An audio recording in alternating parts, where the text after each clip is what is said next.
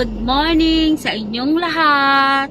Today po is pupunta kami ng Sukat, Parañaque. Yan, dapat meron kaming demo ng 10 o'clock. Pero nag-message yung appointment secretary namin na reset daw. So ngayon is pupuntahan namin is cleaning. Meron kami na-book na cleaning. So yan, mag-pray po muna tayo. O dakilang Diyos sa mga pangyarihan sa lahat. Papasalamat po kami sa napakagandang umaga na pinagkaloob niyo po sa amin, Panginoon, na kahit hindi maganda yung aking pakiramdam, Panginoon, I know, Lord, yan, nabibigyan mo ako ng kalakasan ng aking pisikal na katawan, Panginoon. Lord, yan, sa iyo ko po, Lord, yan, ipinagkakatiwala, Panginoon, ang lakad na ito, nawa po pan maging matagumpay, Panginoon. Yan, hallelujah, Panginoon. Purihin ka, Ama, dakila ka, Panginoon. Nawa po pang-iingatan mo ang bawat sulok na sasakyan na ito, Panginoon. Balutin mo ng iyong banal na dugo, Panginoon God. Makarating kami ng ligtas sa lugar na aming pupuntahan. Sa iyo namin, Lord, tinataas ang lahat. Nabalik pa po rin kasi salamat sa iyong dakila, Panginoon Jesus. Amen. Amen. Di maganda pakiramdam ko. Hindi ko alam po bakit. Parang nanghihina na hindi maintindihan. Yan. So na-experience mo ba yan at saka naramdaman nyo po yung ganang pakiramdam. Eh yung asawa ko buti nila yung asawa ko hindi. At papaano is meron ako napanood sa sa Facebook na nakakalungkot lang, no, yung kabataan na parang tinapos niya yung kanyang buhay dahil lang sa hindi na ibigay yung gusto ng mga magulang niya. Yan, nalulungkot daw, na depressed. Parang kung sa akin yun nga yung payo niya ng magulang. Sana kung hindi kayang ibigay ng magulang yung gusto niya is sana gawing inspirasyon. Yan, katulad namin dati na sobrang hirap ng buhay namin. Halos hindi kami makapasok kasi wala kaming baon. Pero ginawa ko doon is nagkayos ako ng walis. Tapos naghahanap ng laglag na niyog sa gubatan para may maibenta, para maging baon, hanggang sa maging high school ako. High school nga ako, naging labandera ako eh. Yan, kasi hindi na kayang patapusin yung high school ko, kaya naglalaba ako. Yan, dami ko nilalaban para lang may pambaon, makatapos ka ng high school. Hanggang high school lang ang kinaya. Hindi na kaya makapag-college, kaya nagtrabaho na. Pag edad namin no, 16, 17, nagtatrabaho na kami para lang makatulong din sa mga magulang. So nakakalungkot lang, no, yung mga kabataan ngayon. Parang hindi nila na-appreciate yung mga ginagawa ng mga magulang. Sana sa mga kabataan niya gawing inspirasyon yung hirap ng buhay, para lang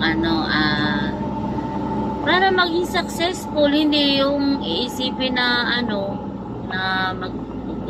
iisip na hindi siya mahal ng mga magulang. Wala namang anak na hindi mahal ng magulang. Nga lang talagang siguro hindi niya kinaya. Nakakalungkot lang na ganun yung nangyari sa kanya, na hindi niya ginawang inspirasyon yung kahirapan para maging maayos yung buhay niya. 15 years old lang. Nakakalungkot, iyak na iyak yung nanay niya kasi nga nanghihiram lang daw siya ng cellphone dun sa ate, tapos hindi daw pinahiram ng ate kasi may tinatapos na report yung ate. Yan, may mga sinusubaybayan siyang mga vlogger, mga idol, may mga idol siya. Dahil hindi yata napahiram, parang tinapos na lang yung niya. Nakakaawa yung magulang. Yan, nag-aaral pa rin siya kaya lang tingnan niya, tinapos yung pag-aaral niya kasi nga na-depress. Totoo talaga yung depression kapag walang nakausap at kaya lang yung depression kasi sila rin kasi yung makakatulong sa kanila paano nila i-motivate yung sarili nila. Yun nga lang, pag hindi kinaya, hindi, yun yung nangyayari. Sana wala ng mga kabataan na natapusin yung ganun. Dahil lang mayroong mga gusto na hindi. Sana gamitin nilang inspirasyon yung kahirapan. Katulad ng, kasi mostly ng mga ganyan is nagiging successful talaga. Kasi sina-challenge nila yung sarili nila para maging maayos yung kanilang buhay. Ayan. Tulad namin, dati high school kami. Sobrang hirap ng buhay namin. Pero ginawa lang namin positive, nagkakayos ng walis kahit saan. Nakakarating kami sa malayong lugar para lang magkayas ng walis, para may ibebenta para pa. Ganun sana no, yung mga kabataan. Sana maging inspirasyon sa kanila yung kahirapan para maging successful sa buhay. See you later guys! Medyo hindi maganda yung pakiramdam ko. Hindi ko alam kung bakit. Siguro tumatanda na tayo. Mamaya po ulit, magpunta muna kami sa trabaho. Hopefully, bigyan ako ni Lord ng physical strength para magawa ko yung trabaho. See you later. Salamat sa inyong patuloy na support. God bless po sa inyong lahat. Mag-pray ka na. Lord, thank you po sa pagkain na sa aming harapan. Lord, maging kalakasan at kalusugan ng aming bisig ng katawan ko. Maraming salamat din po sa pagkawain sa lahat ng biyaya na pinagkakalamusan sa araw-araw. Sa buhay at kalakasan sa araw na ito, maraming salamat po. Ang mga lahat po. Buhat na salamat sa iyo. Siyempre, Jesus. Amen. Kain na daw po yung asawa ko, hindi ko siya masubuan. Maaga pa naman. Ako, may dala pa siyang Tanan! may dala pa siyang chili sauce.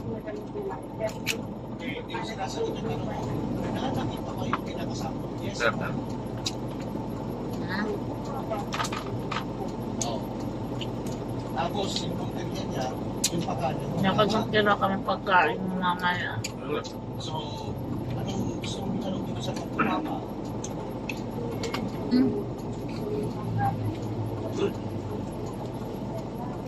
Teka na. Nagtitindigan yung balahibo ko. Paano meron? Balik ko dito sa tatay. Para sila yung mag-alaga. Nandala ko ba mainit na tubig? Kaka natin Kasi, yung mandal. dapat ilagay mo siya doon sa Gusto mo? Parang araw-araw. Ma? kung mainit. Ako, ano yung nalagay din eh. Sana kakainin ko na kahapon eh. Ano ba yung nakaw? Ay, ako ang asawa ko ay magutom. Kaya kami tumigil. Kaya aking nurutuin. Kaya akong dala ng mahit na tubig. No. Bakit siya mo binubuksan eh? Hindi yan madala din sa kabila.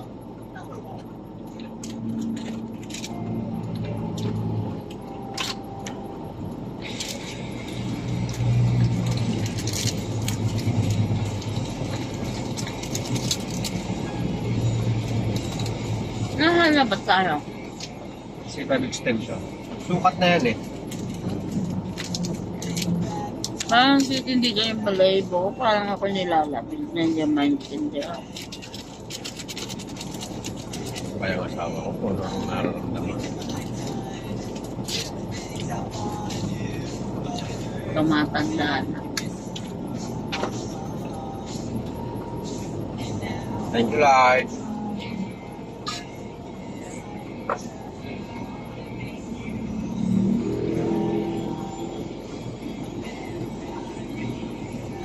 Kumain dito eh. Ba't mo dinamihan? Hanggang diyan sa Jayan eh. Kakunti po, ayan. Pero lang ako din sa aking aras eh. Kaya sa pumartin.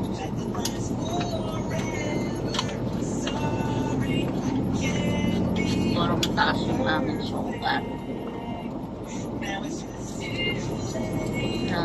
Makakain na ako.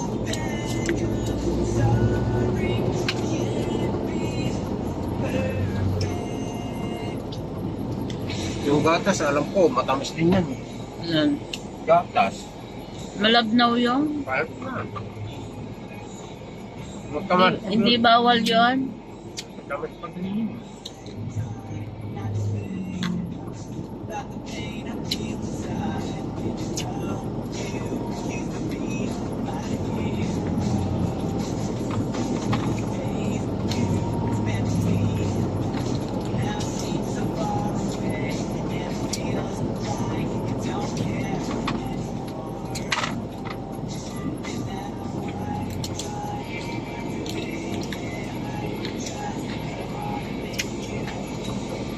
Bukas magsisimba tayo.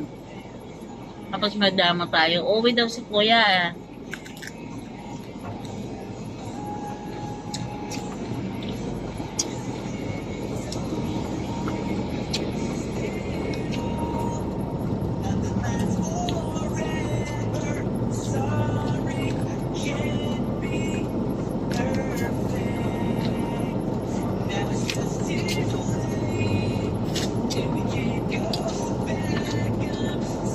Sunundin mo natin kay ano yan, ah. Nasa area dyan ni na Cheng. Ba't nakasama na? Ano?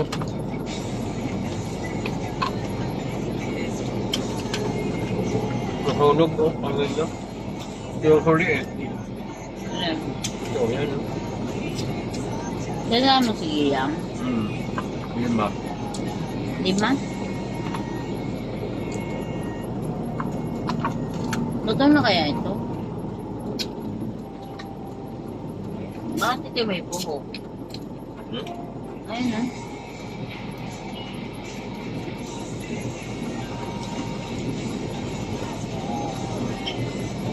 Parang hindi pa luto.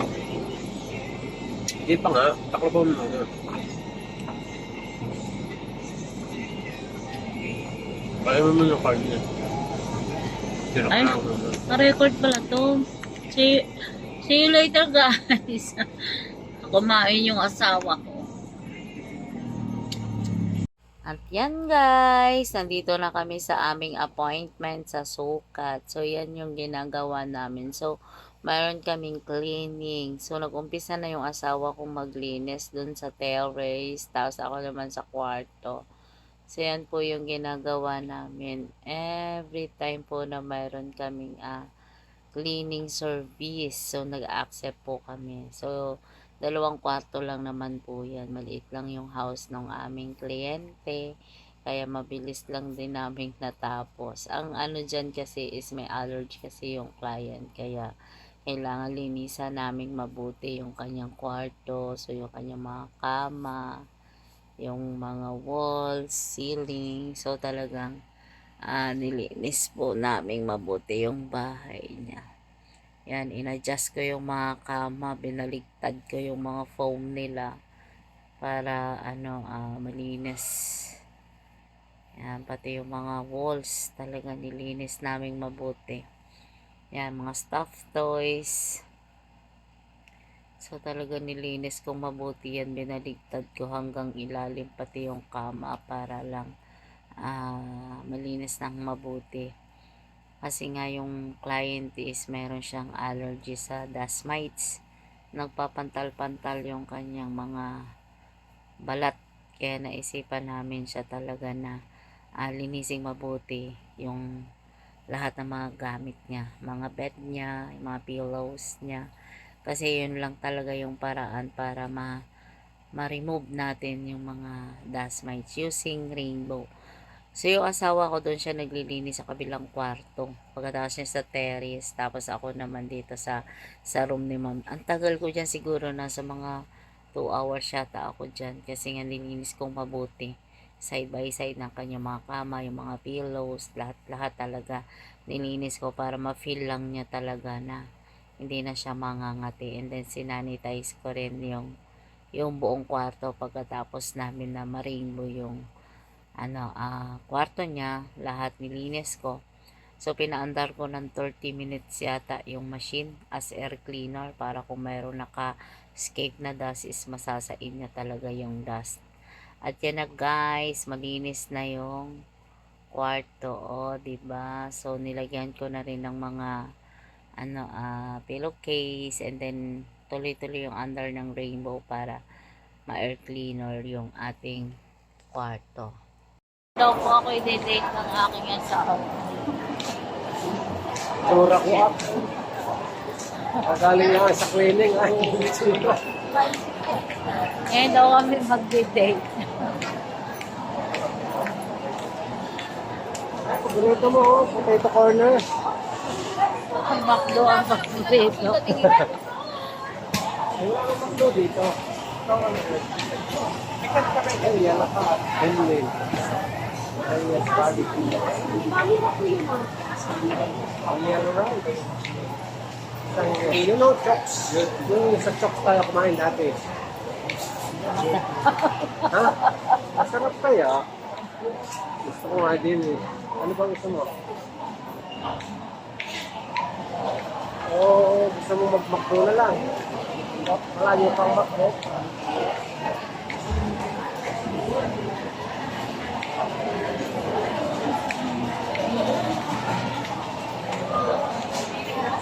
Ay, si Aldi. Box mo. Box mo. Ay, saan ka? Dito. Ayan, recovery po. Tignan mo yung recovery po. Recovery. You know, goto oh, may goto. Goto pa. Aros palto.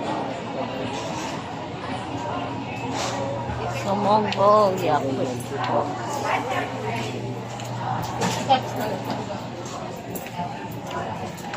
Ted. Si Ate.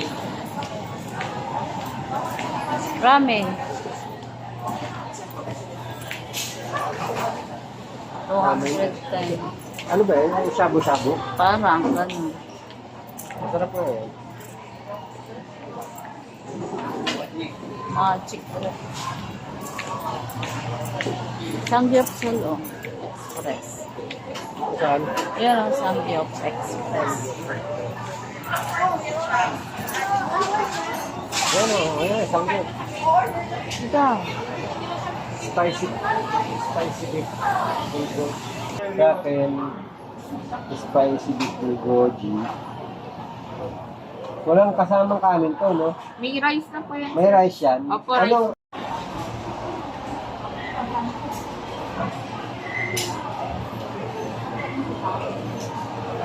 Wala. Sa akin. Ayan.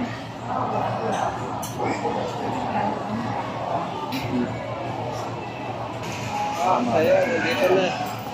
Ano sa'yo? Wala pa eh. Ah, Anong gusto mo? Chopstick o ano? ito. Ano lang. Ay, ganito pala siya. Parang noodles. Ano, sa noodles lang yan.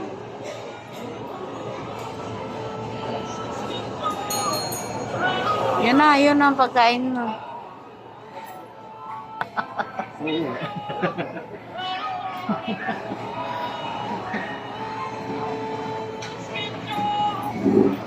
pala, ganyan na yung ko may sabaw.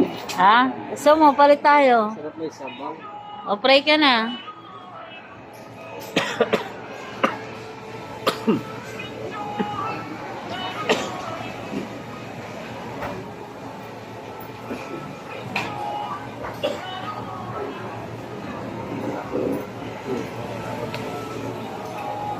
Ah, ito yung wrap.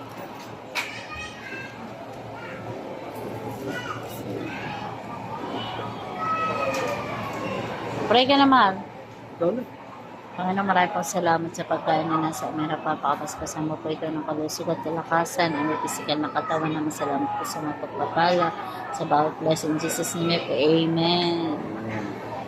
Kain na po tayo. Ito po yung pagkain ko.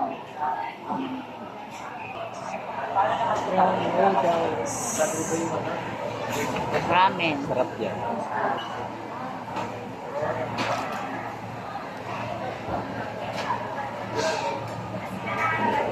Tsaka itong wrap.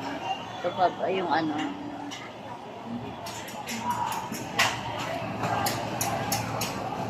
Lettuce. Parang di masaya yung asawa ko sa pagkain Dapat niya. pala ganyan ang ako. Parang ito yung takip niya, mahal. Hmm? Ito yung takip niya. Lagay-lagay ng ano. Gusto mo to? Sige, sige. Kaya ka lang. May kanin to eh. Sarap ba yung kanin nila? Mm.